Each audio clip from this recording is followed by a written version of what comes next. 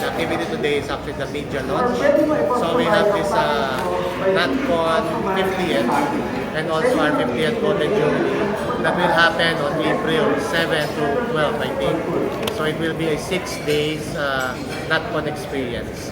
So it's actually a gathering of a large gathering and more likely to be the biggest gathering of architects this coming April. No?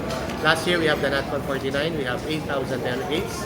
So we wanted to have on the 50th, on April 2025, at least double the number of delegates. So we are actually in the direction of Future Progressive, one strong UAP, and this NatCon would be borderless. So we are inviting also delegates coming from several countries, no? Member institutes, presidents, just like in Singapore Institute of Architects, NAPAM in Malaysia, Arcasia delegates, Arcasia presidents, so things like that. Sir, so far, gaano na po ba karami ang mga arkitekto sa buong Pilipinas? We are actually, currently, we're actually 60,000 strong, no? Architects, and more than 30,000 are actually good standing. So, yeah, when we say good standing, ito yung active and members of the UAP. Ito po bang 60,000 na ito ay nandito sa Pilipinas o buong mundo na po yan? Well, nasa labas din ng bansa. Some of them are actually here in the Philippines. No? As we all know, yung mga pinupuntahan niya, mga Dubai, Qatar, Kingdom of Saudi Arabia, Australia, Canada. Yeah. So, we are actually part of nation building in several countries. No? One to mention is actually Dubai. So a lot of Filipino architects are actually there. Saudi Arabia as well. So they basically are part of nation building in other countries.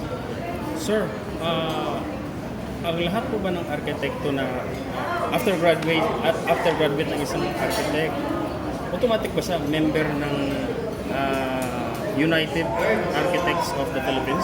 Well, kailangan mo na siyang mag-apprentice upon graduation. Meron siyang kailangan ng diversified experience for 2 years prior to board exam.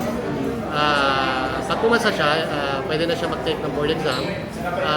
He or she automatically becomes a member of the UAP as mandated of our law, Republic Act 9266. Pagka pumasa ka sa board exam, automatically you become a member of the United Architects of the Philippines. Hindi pwedeng tumanggi, hindi pwedeng hindi magpa-membro. Parang integrated bar. Yeah.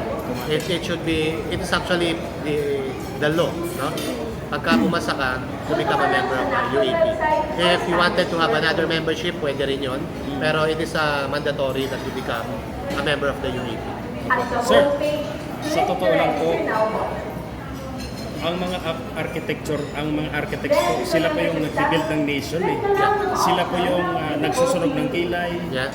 Sila po yung nag-iisip kung paano po gawin yung isang plano para mabuo yung isang building o isang structure. Pero sa kasabayang palad, pasensya na sa mga engineer. Engineer po ang lagi pong sumisikat, which is dapat architect. Sa inyo po, kayo mga architect, hindi ba masama ang loob ninyo? No, in every project kasi, one project actually starts with the architect. Because planning, no, conceptualization basically starts with the architect. We view it as our allied professionals, just like civil engineering, structural engineers, sanitary, electrical, electronics engineer. We view them as allied professionals that are actually involved in our project. So we normally work with them. So personally, wala kami mga ganon. Pagka nagagawa kami ng project, we work with them efficiently and we work with them professionally. Yeah. Sir, regarding naman po sa napakahabang problema sa flood control, meron bang mali, sir, dito sa mga inatasan ng ating gobyerno? Well, actually, those are government-mandated projects. But we have architects naman. Architects that are actually working in the government. So we also have committees working on that. Architects in Government Service. It is actually the DPWH who's actually proponents, no, on these flood control projects. Medyo mahirap tayo magsalita in that regard, but I think there are projects that are working and we have to basically revisit yung mga programa na yun. Sir, how do you convince po sa ating mga magka-college na mga kabataan ngayon? Paano niyo po sila i-convince na maging arkitekto? Well, number one, pag sinabi kasing arkitekto pa, dapat magaling ka mag-drawing. So, hindi naman totoo yun. Because drawing is actually a skill. So, pwede mo matutunan yun. So, if graduated from high school, creativity is very much important. Critical thinking is also very much important. Kasi it's more of analysis. If you go into architecture, it's about creativity, analytical thinking, so things like that. So kung meron mga ganon, basically, makikita naman yon dun sa bata. And architecture is actually all about people and places. So the driving force in that regard is actually how you conceive the environment. No? So yung mga high school graduate, kung gusto nila maging arkitekto, they need to make also a self-assessment and proper guidance in that regard. Tingnan nila ano ba yung what lies ahead. If they will be embarking, enrolling, and later on to become an architect later on. So kailangan din ng guidance.